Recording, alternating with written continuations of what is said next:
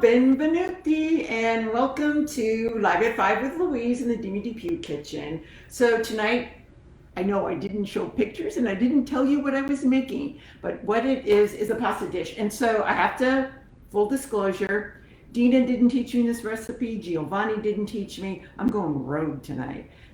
I had this dish at a restaurant, and once I had it at this restaurant, I was on the hunt to find this recipe somewhere. And so I did find a recipe for gorgonzola cream sauce. That was like the basis of this pasta dish.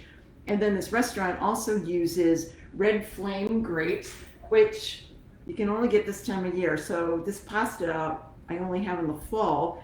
And in honor of the grape harvest that's going on in some parts of this country, like California, we're gonna have penne with gorgonzola cream sauce. So before we get started, I'm going to start with putting the penne in the water. And sure enough, I only have half a box of penne and I need a whole pound of pasta. So we're going to do a little mixture of penne with mezzi rigatoni. Okay, let's get this started.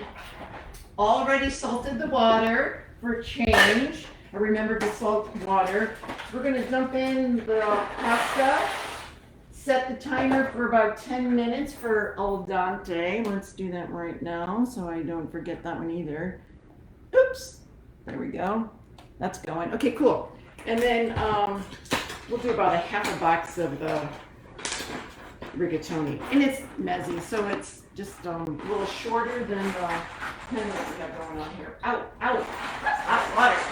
So let's throw that in because I'm making enough sauce for a pound of pasta, so that's why we're going with a full Monty on a whole pound of pasta tonight.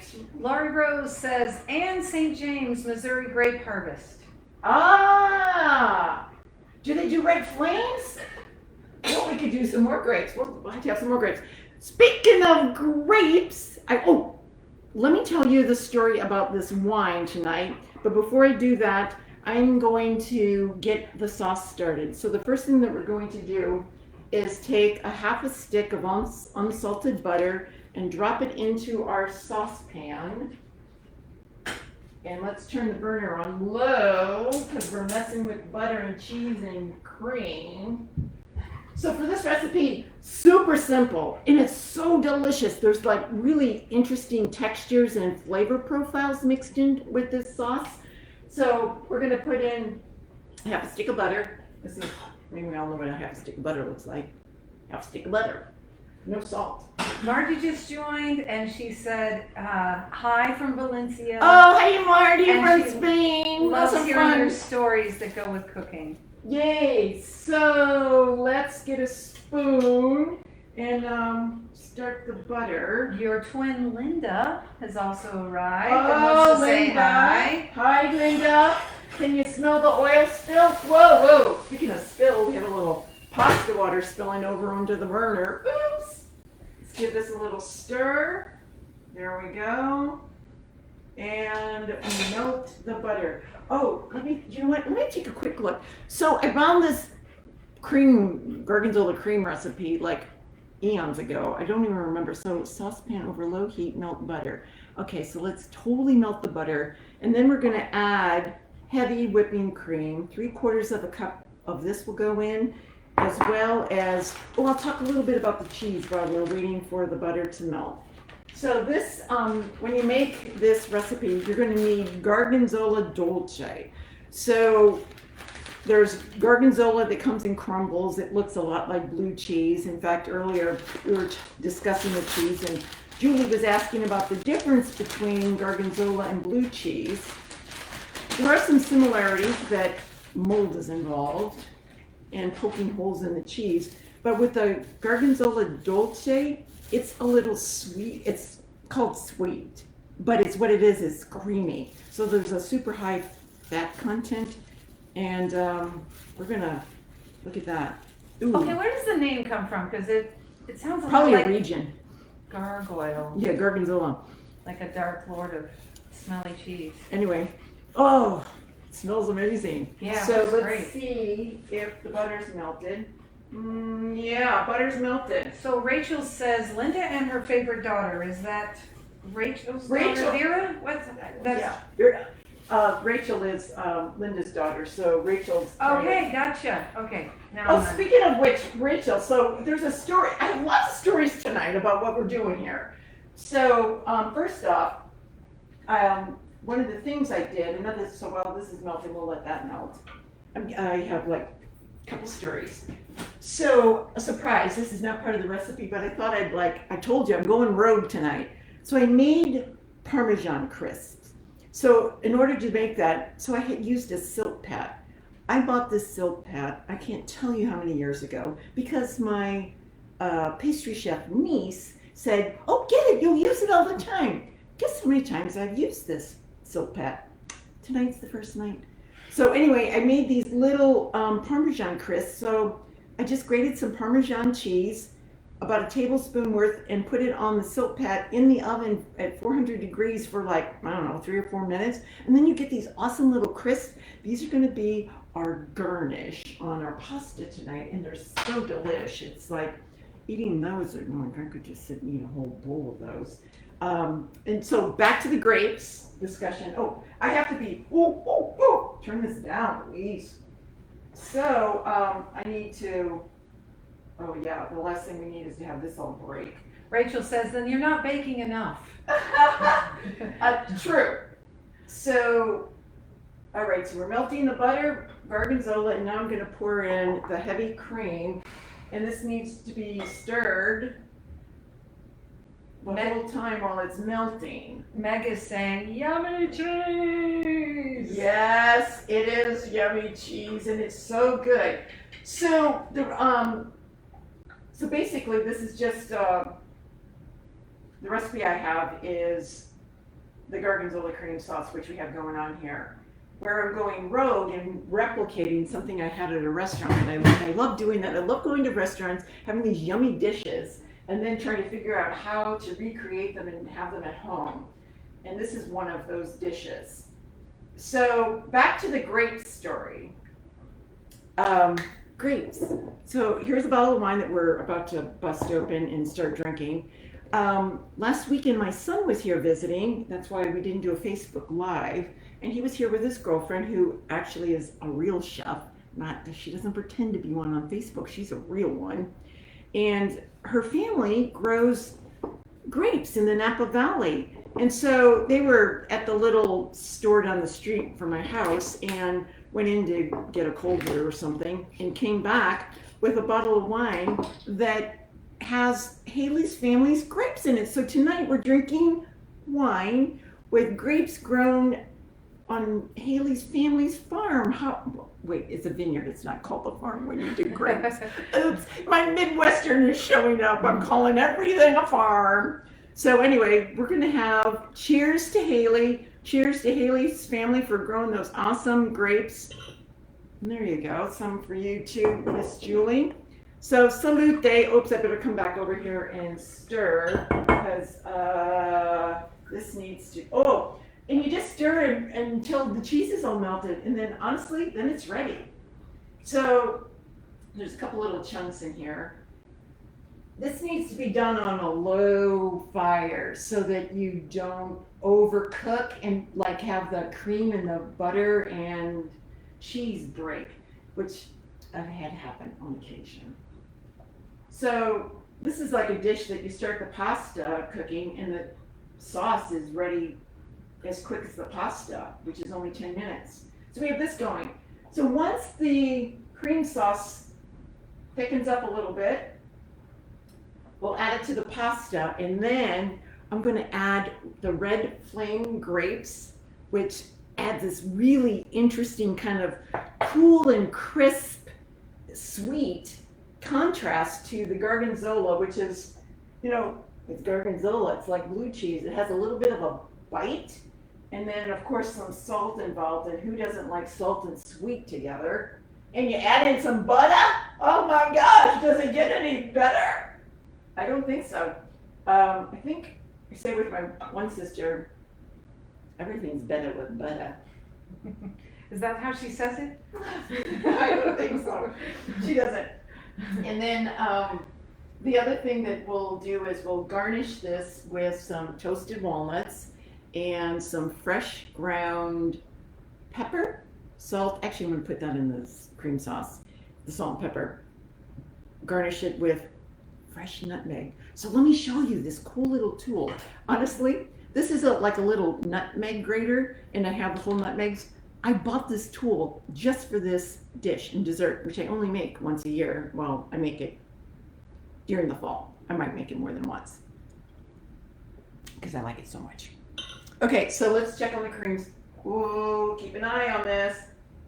So, oh, I wish you could smell it. I always say that, but oh, it's like, again, anything smell better than butter?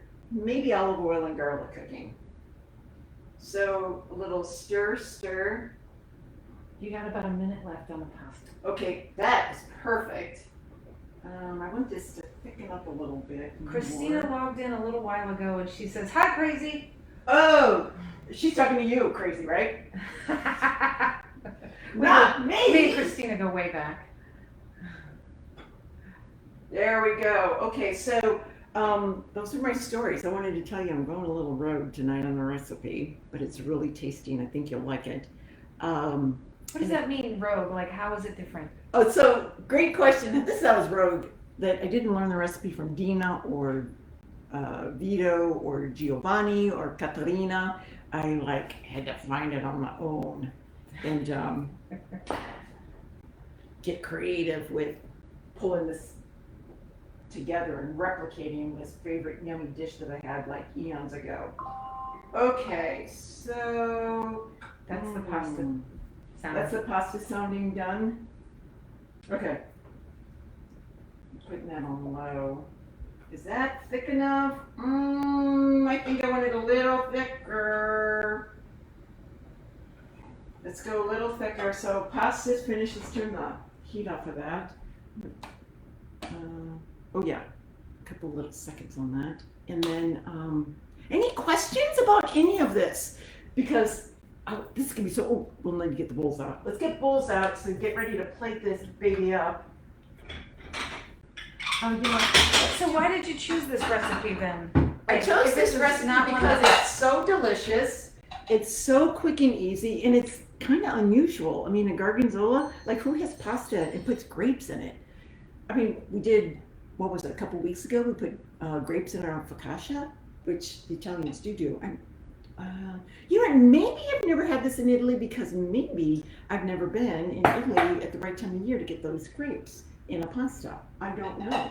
But here's our bowl, and let's see what our cream sauce looks like. Yep, getting a little thicker. So we're just going to drain. I'm not going to need the pasta water to do anything with this sauce, so. Ow! That's hot. Oh, okay, that was hot. that sounded like a real reaction there. Yeah, that was a real That was reaction. for real. That was a real hot pot. I mean, for reals, that was hot. Oh, what am I doing here? Let's just leave that here. That was silly. Yeah. Okay, oops. Make sure you guys can see. We're over here. We're just going to get our strainer around and pull the pasta right out of the water. And it's going to go directly into the bowl. This feels a little al dente, which is what we're looking for. There's a lot of pasta here. Hopefully some of the neighbors will come by and get some pasta. You know what? I think I'm going to leave the rest in that pan. Oops, I just heard a little sizzle. Oh my gosh. This is like going to be such a mess to clean up later. So here we go. Let's pour a little cream sauce. Can you see what I have going on here, Pete? There we go, there.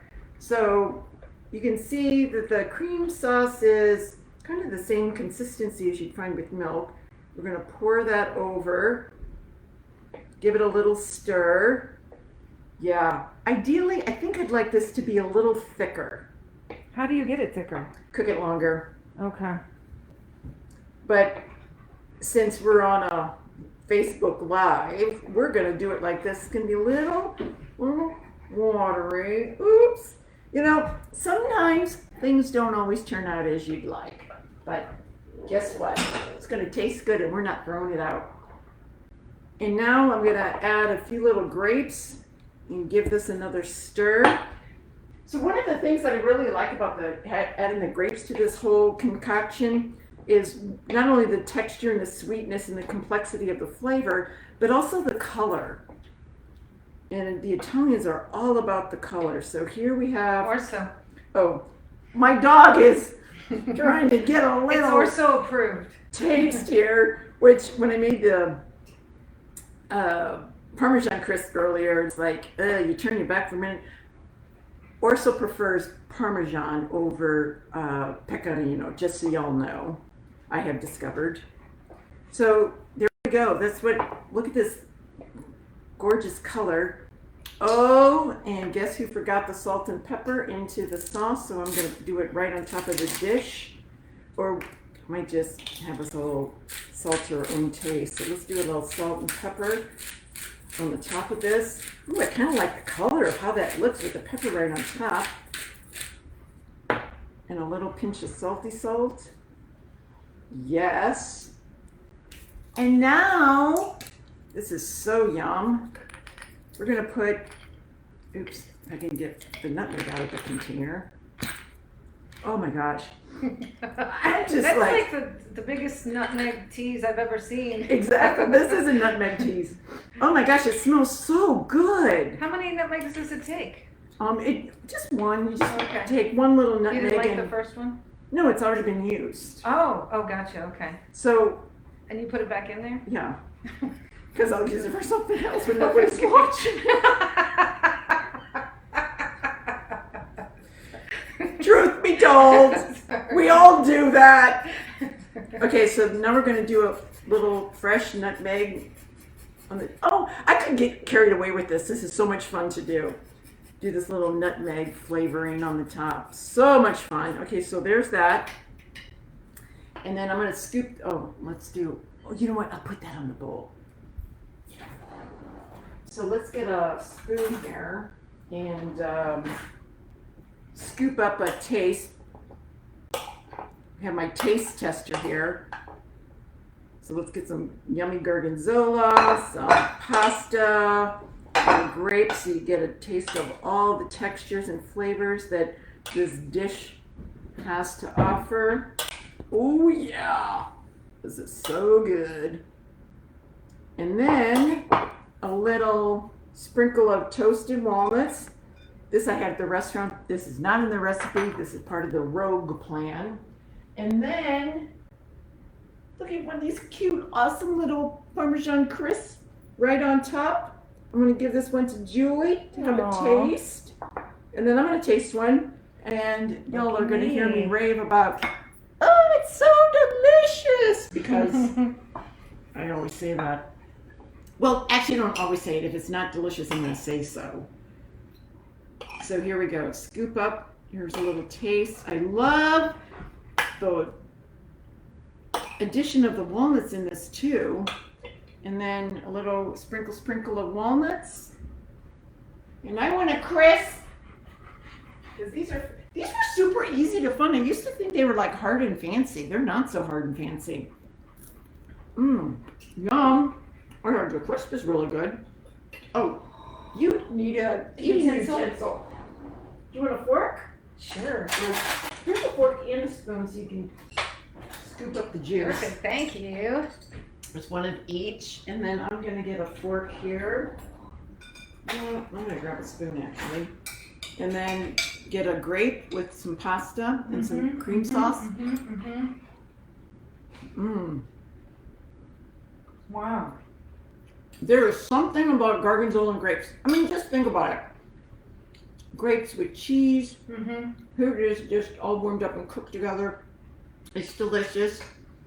Hope y'all, hey you guys, when you try this, I'm telling you, it's super easy. And post photos on Facebook. Tag Demi Dupuis. We'd love to see your attempts. And now, we're gonna have this, probably slice up some beets and add some pretty fresh blueberries on the top with some feta cheese, and then we have a little red, white, and blue for salad. So I have something else in line next week. Some of you have been asking for the meat dishes, so next week it will be a secondo piatti, a main dish, a meat dish. I may post photos later, or it'll be a surprise, but see you next week, and ciao! Buon appetito!